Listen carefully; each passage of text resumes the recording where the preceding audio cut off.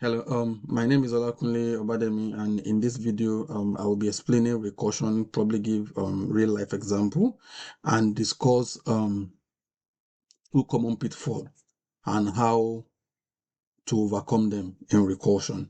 Recursion is a programming technique where a function calls itself to solve the same problem. Instead of solving a very big problem at once, recursion tries to break it down into a smaller version of the same problem until it reaches the final, which we refer to as the base case. A simple real world example of this is I'm trying to climb the stairs, for instance. Climbing the stairs from the lowest point to the top will require me to take some steps.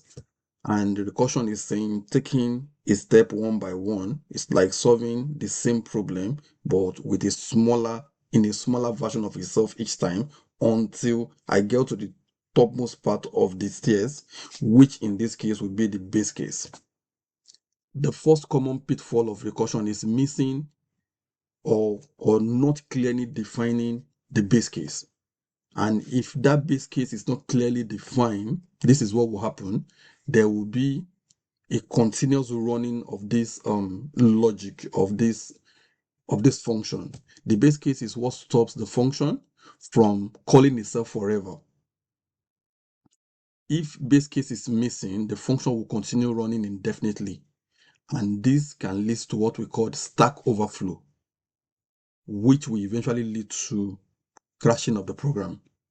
To overcome this, what I always do is I clearly define a stopping condition even before embarking on any recursive logic. For example, when summing up numbers, I make sure that I reduce the n number by 1 each time to reduce the number until it gets to the base case. And the second problem is not reducing the problem towards the base case, because even though we have a base case and we are not defining the logic properly in such a way that it can be reducing step by step towards the base case, then it is still going to be a problem. For example, instead of calling a function with the same value, it reduces by 1 each time, such as saying using n minus 1.